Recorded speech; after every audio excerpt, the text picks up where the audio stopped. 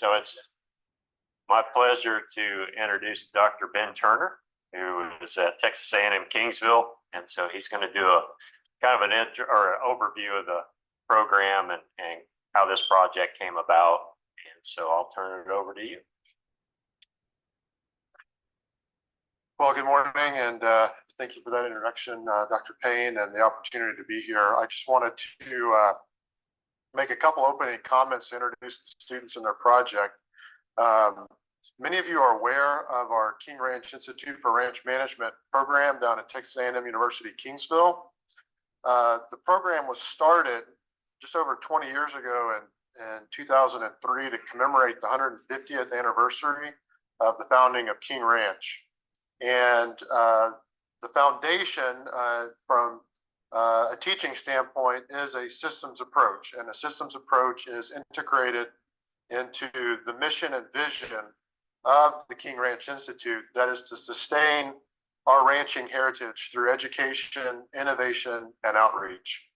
And again, I know a lot of folks are familiar with the lectureship that is put on through the Institute. Many of you have attended or at least are aware of that. And so that is one of our flagship lectureships and events that happens over the course of the year. What a lot of people may not know about our program is that when the grad students such as Paul, who come into the program, as well as other participants of that lectureship, when most people leave, they take that resource home to continue to practice and develop their systems thinking skills. But for the students on campus, the lectureship actually continues into the fall semester. And throughout the fall semester, students work on a new topic or a new problem that we did not cover at the lectureship or has not been covered in previous classes. And so this past fall semester, after our internal lectureship, the students, Paul, Luis, and their group mates, identified a problem to work on for the class that is the presentation, the topic that they're going to present to you today. And having been a part of this group for a number of years, as Dr. Groves mentioned, I had the students reach out and interview and collaborate with some of the folks that are in this room this morning. And so I just wanted to kind of connect the dots and share a little bit more about our King Ranch Institute program and how this project came together to what it is today. So with that, I will turn it over to Paul and Luis for their presentation. Thank you very much, gentlemen.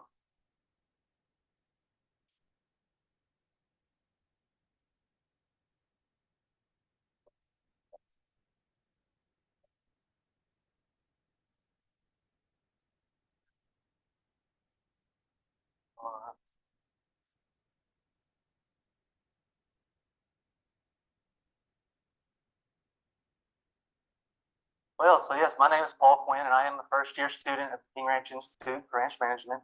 Our focusing question for this last year's project in systems thinking is, why is there a persistently increasing gap in the availability of livestock veterinarians in the rural U.S.? And basically, our goal is just to improve our understanding of this issue using a systems thinking approach.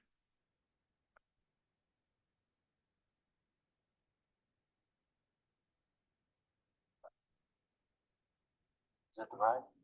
Yeah.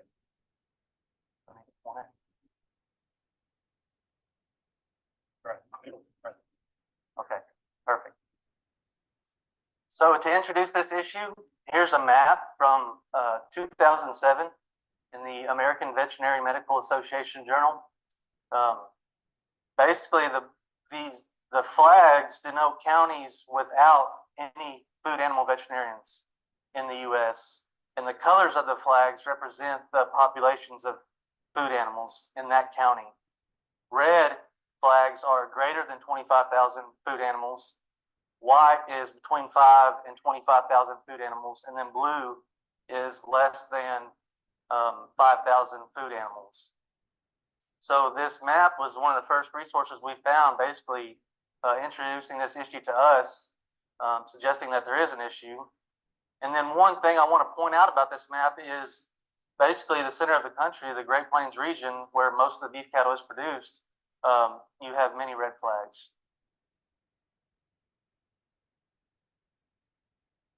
So just some surface assumptions from us as a group, basically some consequences of the shortage that we started to get rolling in our mind was limited access to primary vet care, economic losses, additional stress for existing clinics, and veterinarian practice uncertainty, which we could also add those future opportunities that are lost from veterinarian graduates looking for opportunities because of that practice uncertainty.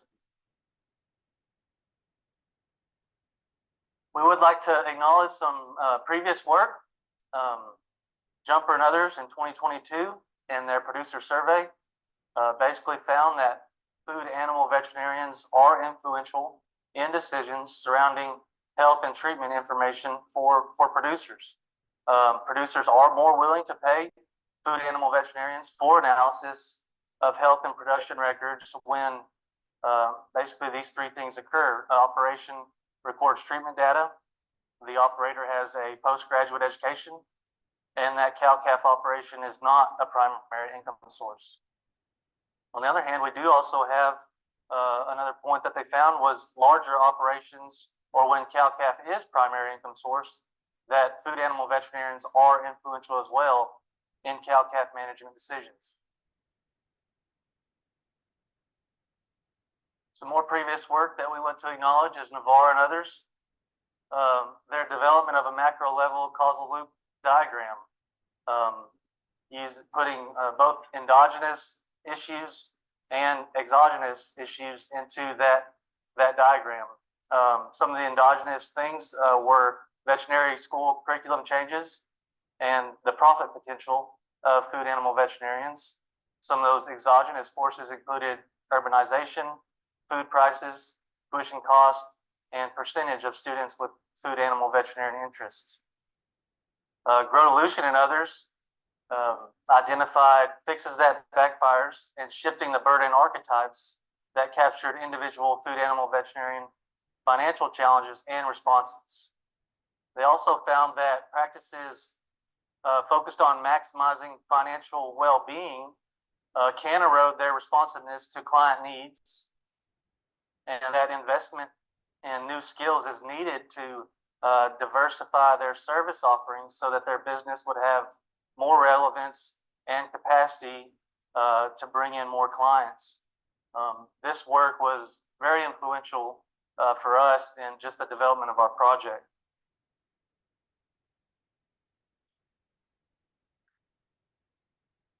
There it goes. You're all right. It's all right. So we wanted to include this diagram. This is pretty foundational to systems thinking. This was our methodology in going through this project. Basically, we look at events at the surface level, and we try to figure out what is happening right now. We go to a next step, and we look at trends. What has been happening over time, and then go a little deeper. We look at structure. What is influencing these patterns, and where are the connections between the patterns? And then at an even deeper level, we kind of ask what values, what core beliefs, what assumptions, or in other words, paradigms are shaping the system. So some of the events, just at the surface level, again, this is what we see, circumstances that have prompted us as students to inquire more deeply into this issue. An article from UC Davis, very few vet students are interested in food animals. An article out of Bovine Veterinarian 2022 recognizes that there are counties in the countries that have shortages, and 500 is not a small number. Another article from Johns Hopkins Center for a Livable Future basically says that this has the potential to compromise cattle quality and health. And then another article discussing the increase in cost, travel costs are adding up for producers. So the next few slides are going to be trends that we see, and they're going to be described through graphs and charts. This first trend that we see is companion animal in the gray. It has increased by about 25% since 2013, and these are the number of veterinarians. And then we look at the yellow bars, food and mixed veterinarians, it's decreased by about 15%. So this suggests that there is a trend towards companion animal veterinarians versus food and mixed animal veterinarians. Another trend that we found is we look at veterinarians with a food animal emphasis versus veterinarians with a food animal component. Veterinarians with a food animal emphasis are less in the percentage from this survey, and then they are also decreasing as well. So this suggests that, again, veterinarians that are focused more towards the food animal group are decreasing over time.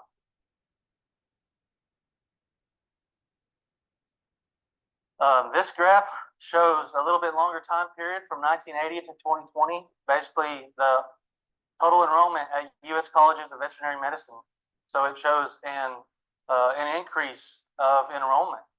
And so we ask, well, if we have this increased enrollment, is the shortage directly tied to the number of graduates that are coming out of U.S. colleges of veterinary medicine?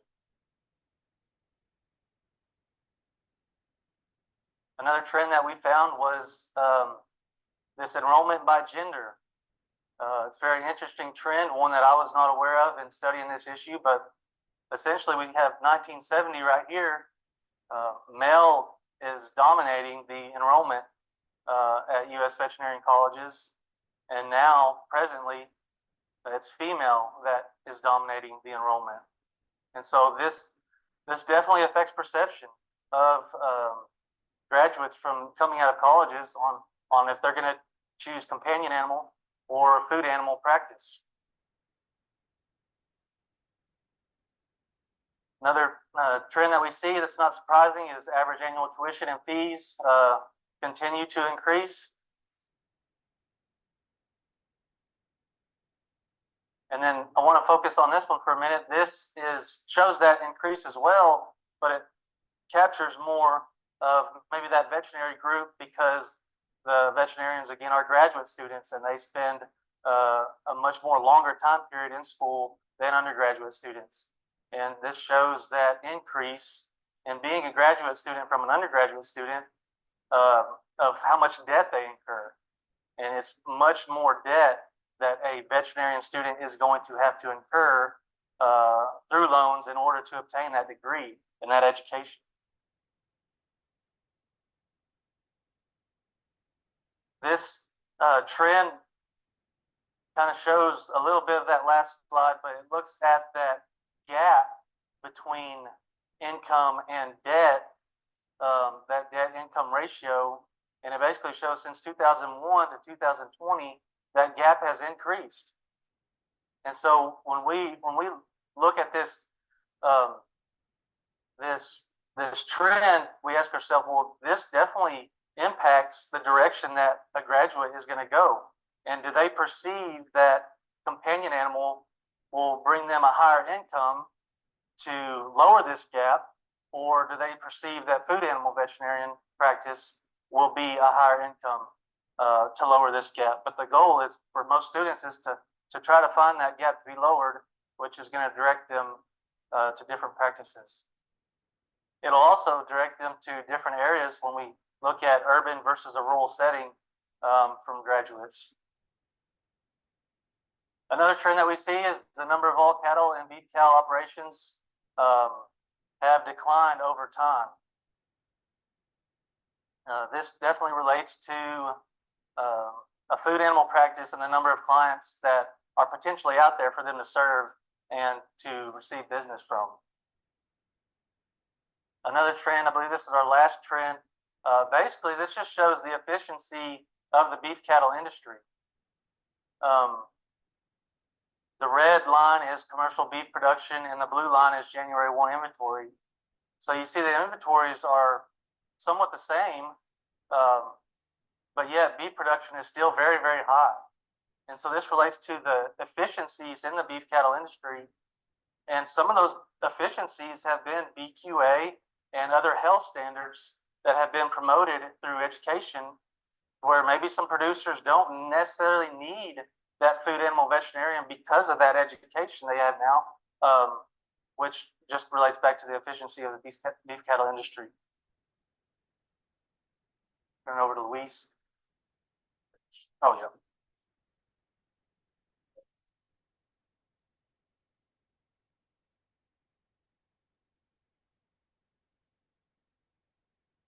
Is that okay? Can you all hear me? I don't know if I put it too close.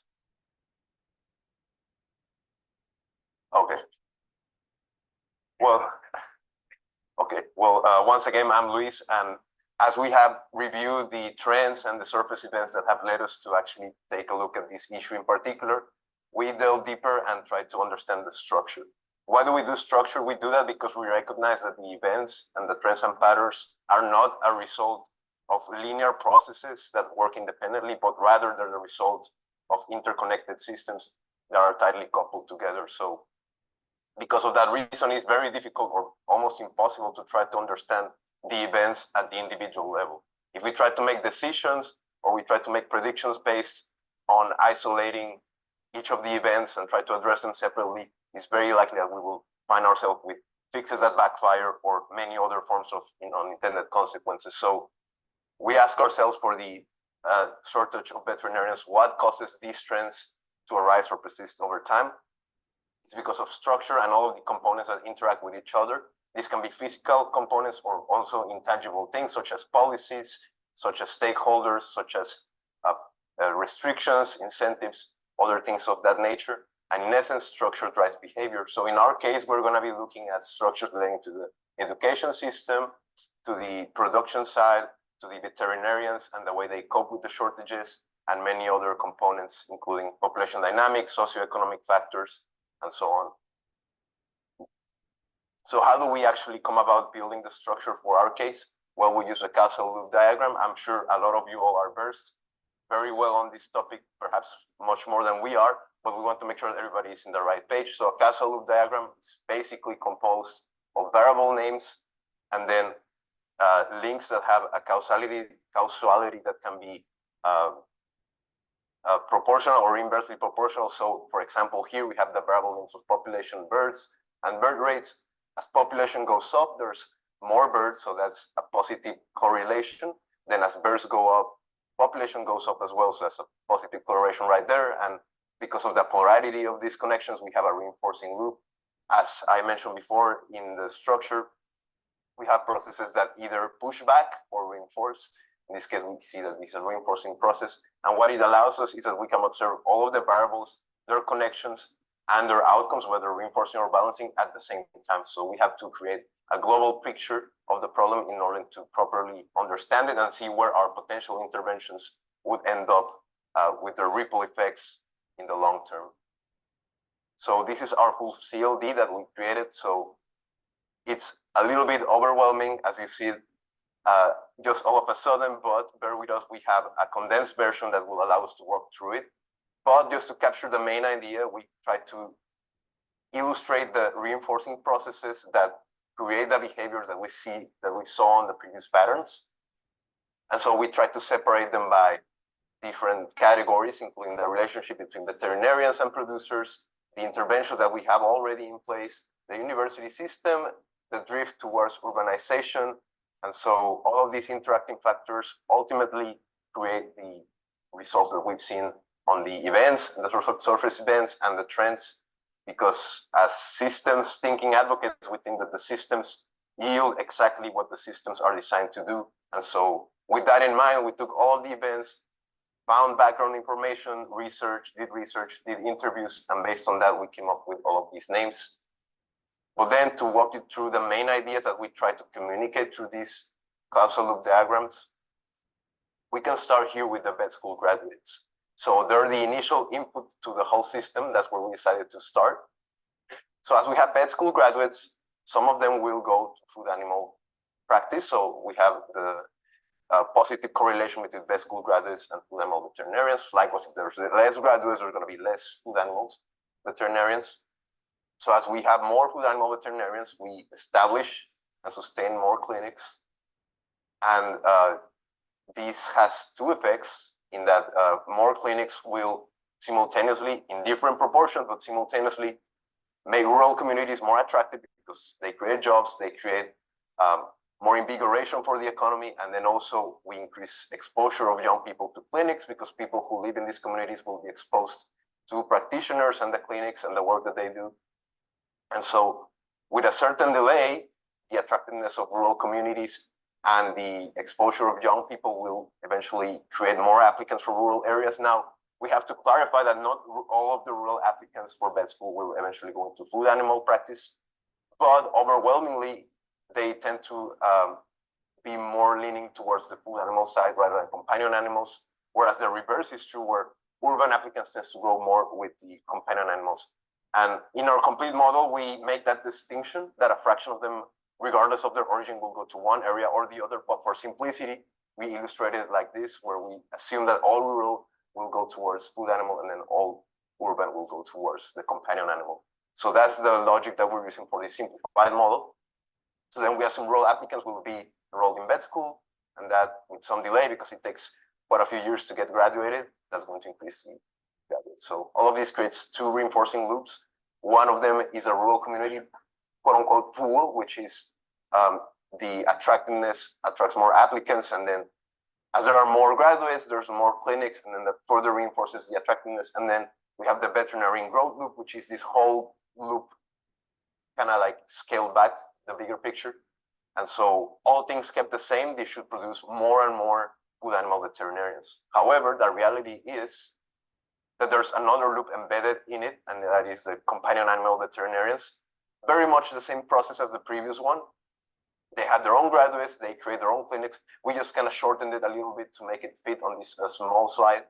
So then that creates their own exposure to companion animal practices, and then that creates urban applicants, which, like I said, we're going to assume they all go towards companion animals, and then that's going to create their own growth loop. So simultaneously, they are both exercising their own growth. However, because we know there's a limit as to how many students there can be, depending on how much the balance inclines towards one specialization or the other, that's going to create a few differences down the line. So some external variables that go into this rural community discussion: spouse career options. We know that many people consider the career options of their spouses when they move into an area for their career. Sociocultural opportunities. So what activities are available for recreation and other things of that nature. And then the distance of services and public school. This one in particular is going to be an O-link, a negative causality, because the larger the distance, the less attractiveness, the less distance, the more attractiveness. So it's like an inverse relationship that right there. And then, like I said, there's a limited amount of students at any given time. So the fraction of students that go towards food animals will ultimately contribute to the total as a multiplier, so to say, to the total food animal veterinarians. And that completes another small loop embedded in this larger growth loop that is a clinic retention. And then simultaneously, it will be an opposite link to the companion animals. And if you reverse this variable to fraction towards companion animals, it will be the same effect, only that the links will be swapped there between the food animals and the companion animals. And so this just summarizes the point that is that food animal clinics are contingent upon the number of graduates. And then from whatever clinics there are, that's going to determine the youth exposure and then the applicants that will eventually come by.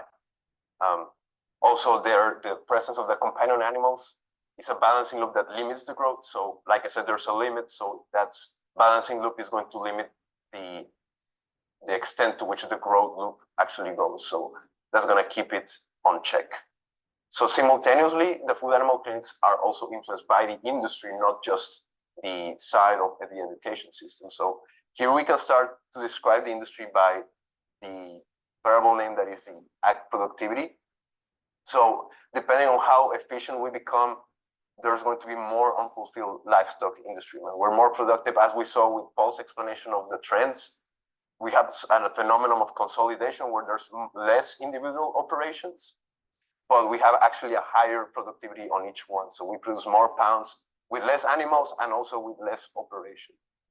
So this is going to increase the caseload for food animal veterinarians, and ultimately that's going to determine the shortage.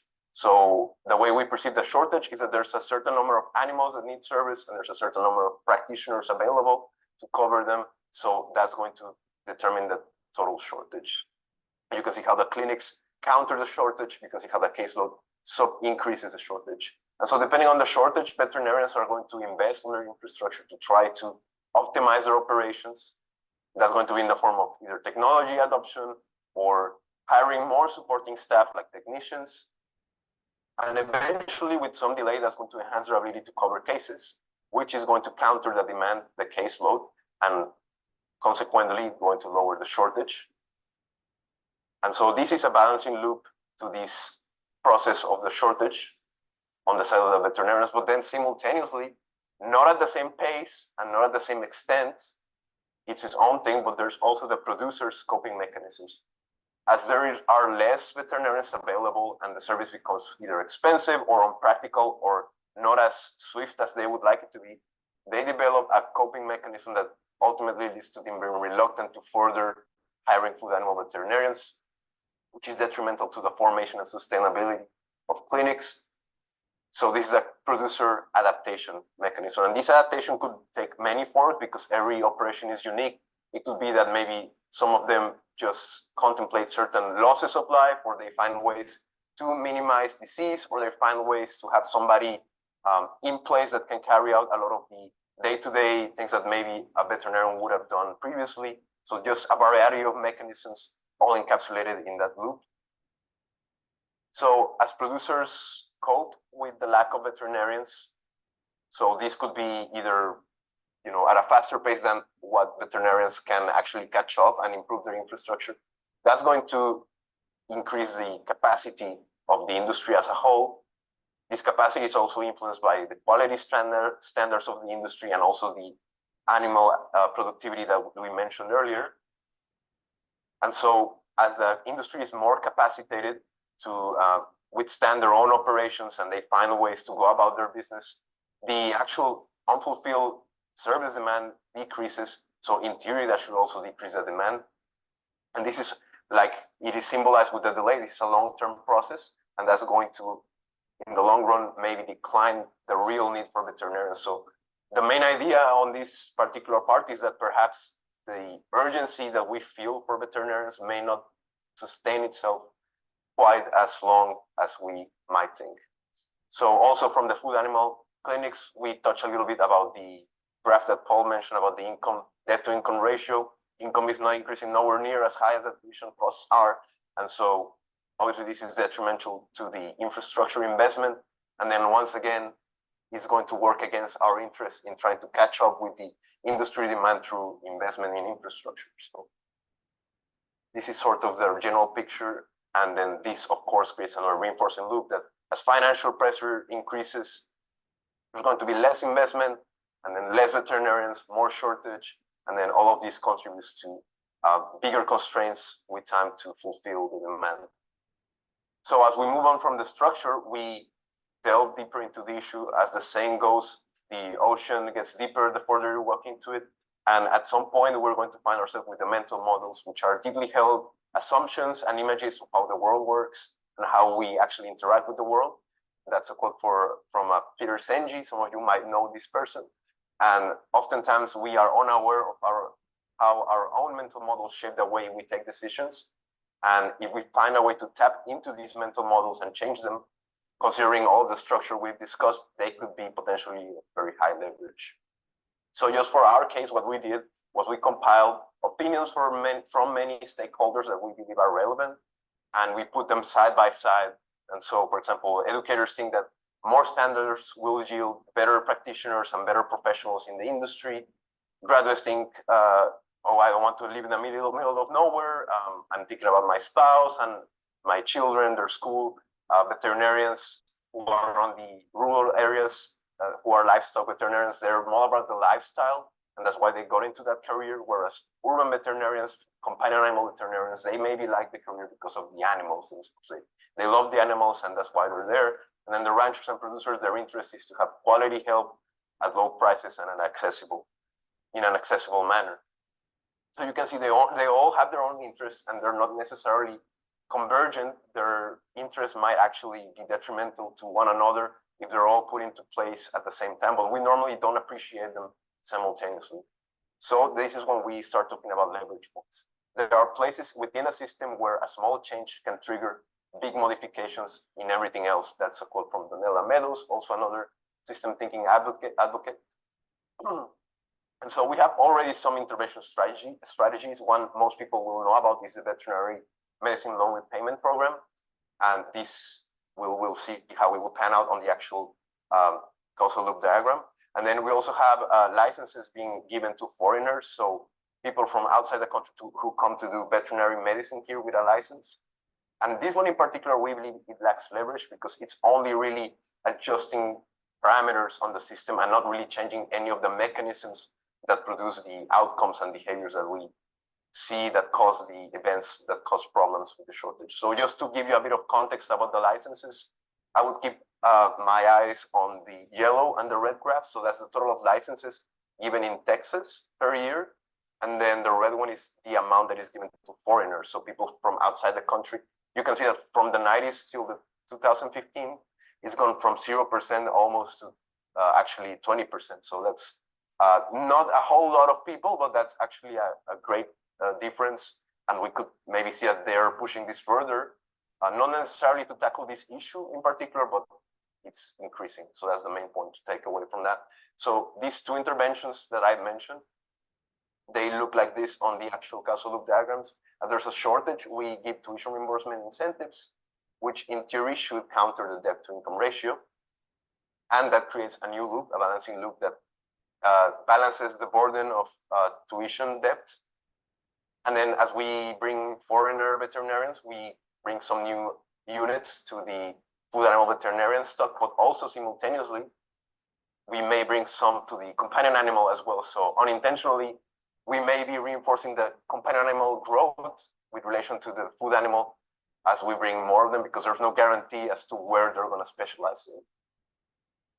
Now, other leverage points that we personally devised, this one in particular, it has been already discussed by others, especially in our interviews, and it's this idea of actually reforming the education system. And it's the creation of a new branch or a different program that specializes more on the food animal side. And this is with the intention of not just focusing on increasing the number of seats in vet school, but rather increasing the number of students who are more prone to go into the actual areas that the industry requires them to go to. And so we want to address which student profile are we setting up for success, because they come from different places, different school districts, and the same program might not be as feasible or as attractive, regardless of the capacity or intelligence of the prospect student.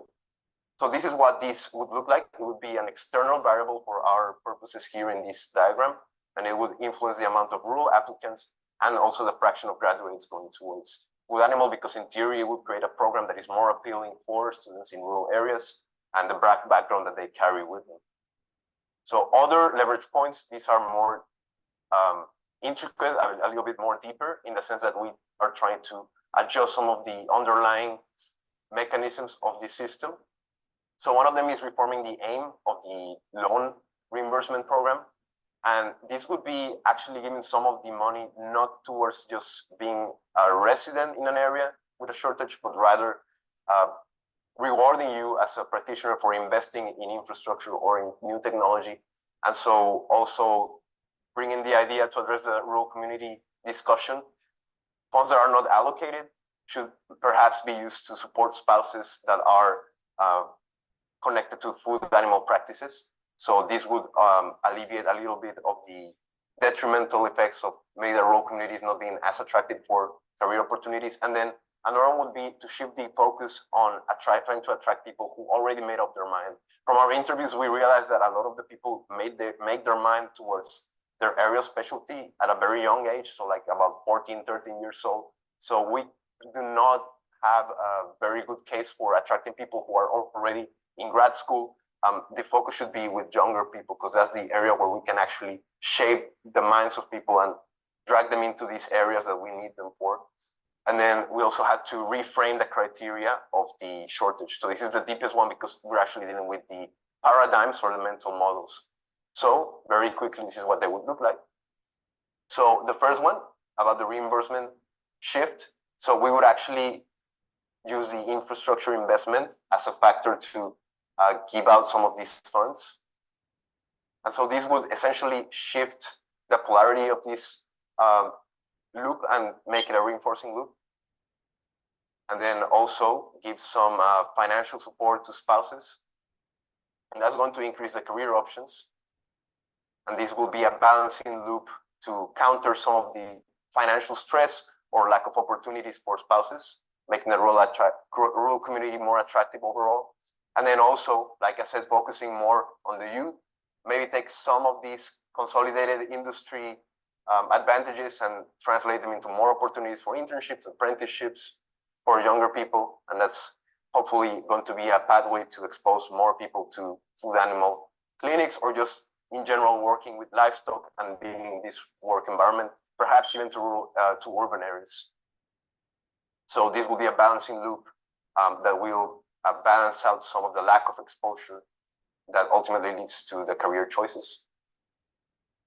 And so the demand load, we saw that it's the determining factor for the shortage. We want to change that from a quantitative parameter to more of a qualitative one, because every county and every operation itself is unique.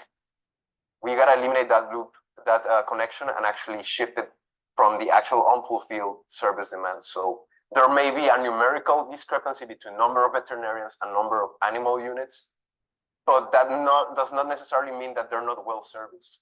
But we need to analyze this issue from a more qualitative perspective, so that we actually know where to concentrate our efforts and not destined funds, time, and effort in areas that maybe the shortage is rightfully guaranteed and it's not really a problem. And so this will be a shift in that aspect.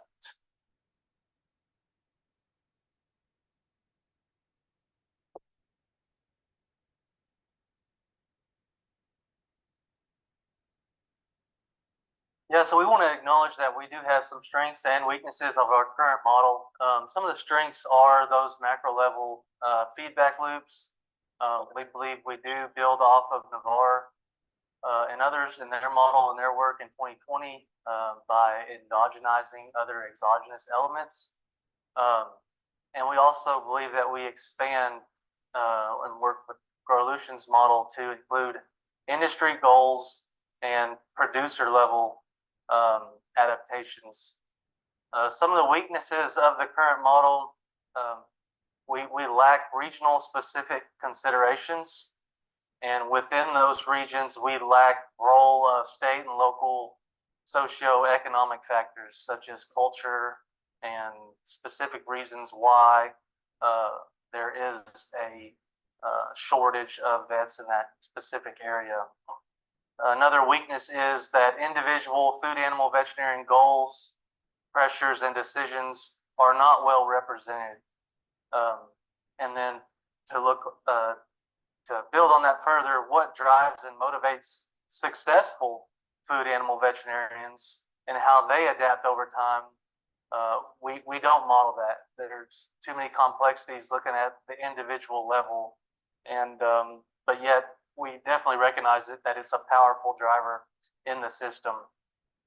Future work should unpack the interaction between state and industry stakeholders and looking at those decisions of individual food animal veterinarians. So to conclude, looking at these veterinarian shortages, reasons for these shortages may be warranted and even necessary. Reasons vary why a given county is identified with a shortage. Looking at the food animal veterinarian supply and demand and those shifts due to livestock changes and industry changes are very unique. To go backwards, another weakness I think that we could add is that we focus on beef cattle. However, there are opportunities for veterinarians in poultry, in pork industries, and in sheep and goat industries. However, because the amount of populations of those animals and due to the vertical integration of the poultry and pork industry, those opportunities are a little more limited. So I just wanted to put that in there because we don't necessarily look at some of those other species that certainly there are opportunities for veterinarians. There is collective improvement needed. Further this conclusion, there is collective improvement needed in interpreting market and socioeconomic signals, meaning that just because we see a shortage does not mean that it will be a negative impact to the area or to the culture or to those socioeconomic pieces in that given region. So it's very counterintuitive when you're looking at this system, and there are some dynamic trade-offs. Adding veterinarian students in the system and regions short-term may unintentionally strengthen some R loops, which make improvement to food animal shortages more difficult. We have some acknowledgements. Two other students that did work on this project with us, J.C. Lorimore and Carl Gibson.